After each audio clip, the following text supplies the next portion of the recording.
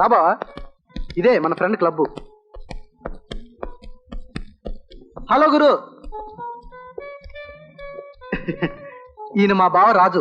Hello బావా, ఈయన శంకర్ అని ఈ క్లబ్ ప్రొపరేటరు, నా స్నేహితుడు, హితుడు, గురువు, మార్గదర్శి. ఈయనకి ఆయన ఎడం భుజం, ఈయన కుడి భుజం. ఈ club manager Ganesh. Hi. Hello. I'm very happy. మీ గురించి మా ఫ్రెండ్ బుజ్జి ఎప్పుడు చెప్తుంటాడు. బుజ్జి, రాజు గారు మొదటిసారి మన క్లబ్కి వచ్చారు కాబట్టి ఇల్లు మర్చి కాపురం ఇక్కడే పెట్టేలా చేయాలి. ఏం చేస్తావో? Okay okay sir. ఓకే రాబా. Bearer 2 large whisky. Okay sir. నాకు అలవాట్లేదు. అలవాటు కావాలంటే మొదలెట్టాలి బావా. వద్దు, నాకు మాత్రం వద్దు ప్లీజ్. ఎంతసేపు? రుచి తెలిసే వరకే. అలవాటు అయ్యిందో మందు కూడా అంతే. ఇంకా ఇంకా ఇంకా కావాలంటుంది బావా.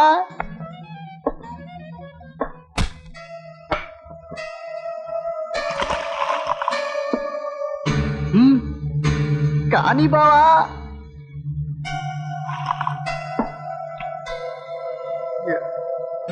కానీ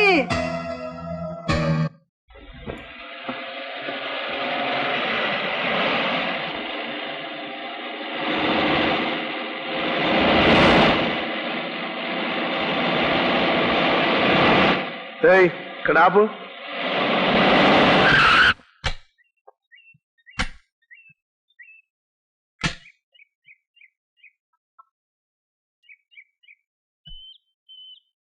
ఇక్కడేం పని అండి? చుట్టుపక్కల చూడటానికి కూడా ఇల్లు లేదు. ఇంత పెద్ద కోటా కనిపిస్తుంటే ఇల్లు లేదంటావేంటి? అయినా నీకెందుకు ఈ సంగతి? ఇదిగో డబ్బులు. నా దగ్గర చిల్లర లేదు. ఉంచుకోపో.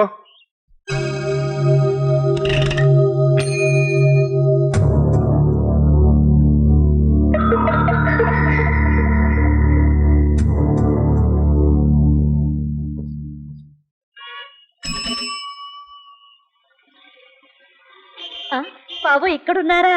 మీకోసమే ఇంటికాడికి వెళ్తున్నాను. ఏమిటి సుబ్బమ్మ విశేషం? చెల్లై బాగుందా? బాగుంది బాబు. మీకో శుభవార్త చెప్పడానికి వచ్చినాను. చెల్లమ్మ గారు నీళ్లు వస్తున్నారు బాబు. నిజంగానా? అవును బాబు. ఎంత చల్లని కబురు చెప్పావు సుబ్బమ్మ. చెల్లై తల్లిగా పోతుందా?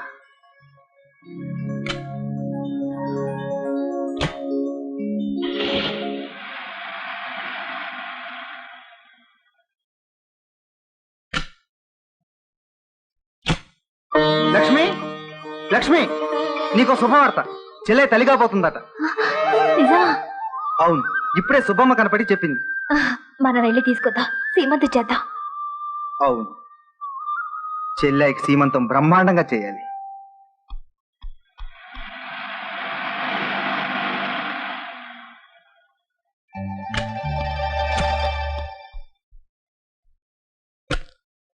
అమ్మా అమ్మా, ఆ రవి లక్ష్మి వచ్చేసరే. సీత ఏం చేస్తుంది? నిద్రపోతోంది. సరే, నువ్వు వెళ్ళి తలుపు గడిగి వేసిరా. ఆగండి. ఆ బుట్టలేమిటి, తట్టలేమిటి? అసలు మీరు ఎందుకు వచ్చారు? ఏమిటలా తెలియనట్టుగా మాట్లాడతారో? సీత నీళ్ళోసుకుంది కదా, చూడటానికి వచ్చాం. అయ్యో పాపం, 6 నెలల దాకా చూడటం కుదరదే. అదేమిటండి, సీతను తీసుకెళ్లి సీమంతం చేద్దామని వచ్చాం. ఈ సీమంతాలు గీమంతాలు మాకు అచ్చిరావయ్యా. అయినా తీసుకెళ్లి పూరిపాకలో ఏం చేస్తావు? అంతస్తులు పడిపోయినంత మాత్రాన అనురాగాలను, ఆప్యాయతలను వదులుకుంటామా చెప్పండి? నా ప్రాణానికి ప్రాణమైన చెల్లెలు గర్భవతి అయితే నాకు అంతకన్నా మించిన పండుగ ఏముంటుంది? నీకు పండగో ఎండగో నాకు అనవసరం. సీమంతానికి తీసుకెళ్లటం కాదు కదా, ప్రసవం అయ్యే వరకు మీరు నా కోడల్ని చూడటానికి కూడా ఒప్పుకోను. ఎందుకని? నా ఇల్లు నా ఇష్టం. పుట్టబోయేది నా మనవడు. ఏ దృష్టి దోషం తగులుతుందో ఏమో. నరదృష్టి తగిలితే నల్లరాళ్ళు పగులుతాయంటారు. ఏ తిన్న నోటితో ఆ కూత కూసావే, ఆయన చూపు తగిలితే రాళ్లు పగలడం కదా, ఇల్లు నిలబడతాయి. తడమత్రపు సిరిలో కళ్ళు నెత్తికెక్కి దేవుడు లాంటి మనిషిని పట్టుకొని అంత మాట అంటారా? అసలు మీరు మనుషులేనా? ఏమిటే మా ఇంటికి వచ్చి మా మీద ఎగురుతున్నావు? అనవసరంగా పేలావంటే గూర్ఖాతో గెంటిస్తాను, జాగ్రత్త. ఏది గెంటించి చూద్దాం, ఎలా గెంటిస్తావో. లక్ష్మి, వాళ్ళ నమ్మకాలు వాళ్ళకుంటాయి. వెళ్ళబోయే ముందు ఒక్క మాట. మేమిక్కడికి వచ్చామని గాని, తనని చూడకుండా వెళ్ళిపోయామని గాని నా చెల్లెలకి తెలియనీయకండి. వస్తాం. పదలక్ష్మి. ఇదిగో ఈ ముదనష్టపు బుట్టలు కూడా తీసుకెళ్ళండి.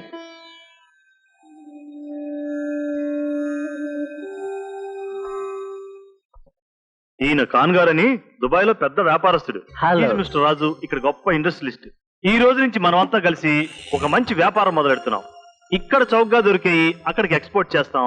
అక్కడ చౌకగా దొరికేయి ఇక్కడికి ఇంపోర్ట్ చేస్తాం. నాకు ఫ్యాక్టరీ విషయం తప్ప ఏమీ తెలియదు. ఏమిటి బ్రదర్, మీరు ఊ అని పెట్టుబడి పెట్టండి, మిగతా విషయాలు మేము చూసుకుంటాం. అలాగే ఆలోచిస్తాను. బావా ఆలోచించవలసిన అవసరమే లేదు. నీ తరపున అన్ని నేను చూసుకుంటానుగా. Don't fear, I'm here. Chance దొరికితే ఇండియానే దుబాయ్కి ఎక్స్పోర్ట్ చేసే టైప్ మంది. బాగా చెప్పావు రాజుగారు. ఏది ఏమైనా మనం కలిసి వ్యాపారం చేస్తున్నాం అంతే. అలాగే మళ్ళీ కలుద్దాం. శుక్రియా. శుక్రియా ఖాన్ సాబ్, శుక్రియా. వాళ్ళ ముందు దొంగ నోట్లు మిషనరీ గురించి ఎక్కడ మాట్లాడతారో అని భయపడ్డాను. అరే ఏం భాయ్ అట్లా మాట్లాడుతున్నావు? నాకు ఆ మాత్రం తెలియదా? నాకు క్యాష్ కావాలి, మీకు మిషనరీ కావాలి. అయితే నకిలీ క్యాష్ మాత్రం ఇయ్యద్దు భాయ్. భలేవారే, మీరు తెచ్చిన సరుక్కి 25 lakhs. ఆయనే 50 lakhs. What, 50 lakhs? దొంగ నోట్లు తయారు చేసే ప్రింటింగ్ మిషన్ కస్టమ్స్ నుంచి తీసుకురావాలంటే ఇజ్ ఇట్ ఎ జోక్? ఇది అన్యాయం ఖాన్ బాయ్. అరే పనిని బట్టే క్యాష్ భాయ్.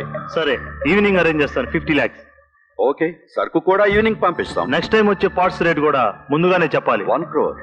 1 crore? యా. 100 rupees బ్లాక్ తో సహానా? No with black 2 crores. సరే ఓకే, మళ్ళీ మాట తప్పకూడదు. ఏ ఖాన్ సాబ్ కా వాదా పక్కా హై.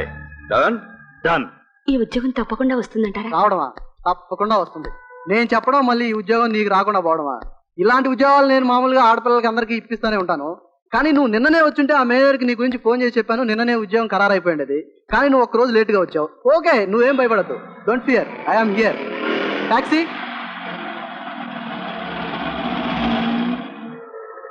సార్, మా నాన్నగారు జబ్బు మనిషి. మీరు ఎలాగైనా హెల్ప్ చేసి నాకు ఈ ఉద్యోగం ఇప్పించాలి సార్.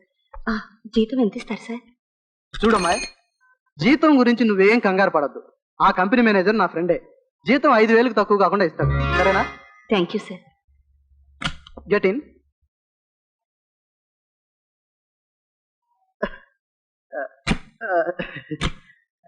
ఎక్కడికి వెళ్ళాలండి? పోతూ ఉండవాయ్, మళ్ళీ వచ్చినప్పుడు చెప్తాను. నీకు ఇప్పించబోయేది లేడీ సెక్రటరీ ఉద్యోగం.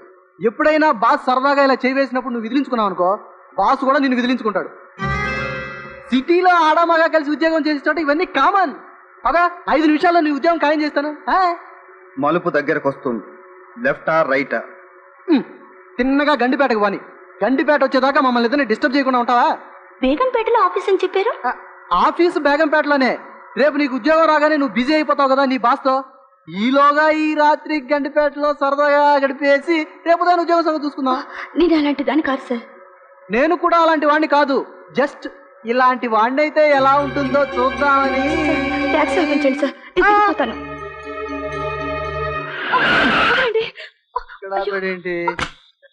ఏంటి పాప అలా మెరుపులు తిరిగిపోతాయండి? ఇక్కడ లెఫ్ట్ కనబడలేదు, రైట్ కనబడలేదు. ఇక్కడ అంటే బాబు పనే. అలా వినిపించుకోదు. నువ్వా? నేనే. ఇది లెఫ్ట్, ఇది రైట్, ఇది సెంటర్. నీకు అవకాశం దొరకాలే కానీ ఆడ పురుగును కూడా వదలని రకం రా నువ్వు. ఈసారి ఇలాంటి పని చేస్తూ ఇంకోసారి నా కంట పడ్డావంటే నిన్ను సరాసరి పైకి పంపిస్తాను. సార్ ఏంటి 100? రేపు మొత్తం ఇచ్చేస్తాను సార్. రేపు కూడా బాకీ పెడితే అయ్యగారు ఒప్పుకోరు. అలాగే సార్. వెళ్ళు.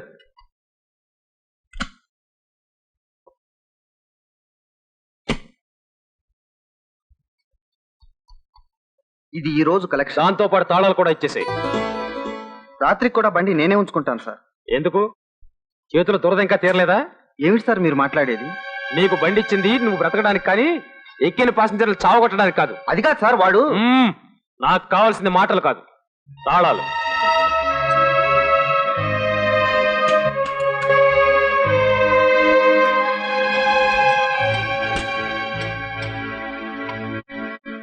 ఆ రవి గారిని ఎక్కడ కొట్టాలో అక్కడ కొట్టాను.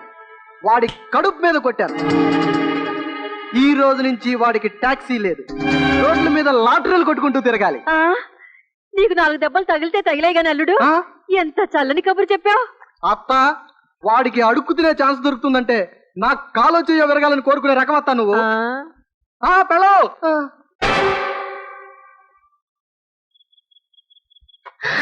ఎవడోయ్, మన సీట్ వచ్చింది. ఏమమ్మా బాగున్నావు మరి? బాగున్నాను వదినా. సీత రామ్మా రా. బాగున్నావా? బాగున్నానన్నయ్య. టైం ప్రకారం భోంచేస్తున్నావా? రాజు ఎలా ఉన్నాడు? మీ అత్తయ్య వాళ్ళు బాగానే చూసుకుంటున్నారమ్మా? అంతా బాగానే చూసుకుంటున్నారు. ఏమిటమ్మా చేతిలో? నాకు ఇష్టమైన స్వీట్ ఏమైనా తెచ్చావా? ఏమిటమ్మా ఇవి? నీ నగలు వీటి ఇక్కడికి ఎందుకు తీసుకొచ్చావు? నీకు టాక్సీ కూడా లేకుండా పోయిందని విన్నానన్నయ్య. ఈ నగలతో నువ్వేదైనా కొత్త టాక్సీ కొంటావని తీసుకొచ్చాను. అన్నయ్య అంటే నీకెంత ప్రేమమ్మా. ఇదేమిటన్నయ్యా? ఏ అన్నా తన చెల్లెలి సొమ్ముతో బతకాలనుకోడమ్మా. అంటే నువ్వు ఇల్లుతో సహా మొత్తం ఆస్తి రాసిస్తే మేము ఐశ్వర్యంలో కురకాలి, మరి నువ్వు ఇంత కష్టంలో ఉండేటప్పుడు మేమెవరూ సాయం చేయకూడదా? మీ అన్నయ్య ఇచ్చే చెయ్యగాని పుచ్చుకునే చెయ్యి కాదని తెలుసు కదా సీత. ఎవరో ఇస్తే పుచ్చుకోకపోవడం సరే, ఇప్పుడు నేను కదా ఇస్తుంది. నువ్వు నగలిచ్చావని తెలిస్తే మీ అత్త నిన్ను ఆరాళ్ళు పడుతుంది. నువ్వు బాధపడుతుంటే మేము భరించగలమా? నేను బాధపడితే మీరు భరించలేరు, మీరు బాధపడితే నేను భరించాలా? ఇదే నా న్యాయం? మేము ఇప్పుడు బాధపడలేదమ్మా. ఈ రెక్కల్లో ఓపిక ఉంది, గుండెలో నిబ్బరం ఉంది. నువ్వు అక్కడ సుఖంగా ఉన్నావన్న ఒక్క విశ్వాసం చాలు చెల్లి. కొండలనైనా పిండి కొట్టేస్తా. అన్నయ్య ఇంటికి పదమ్మా.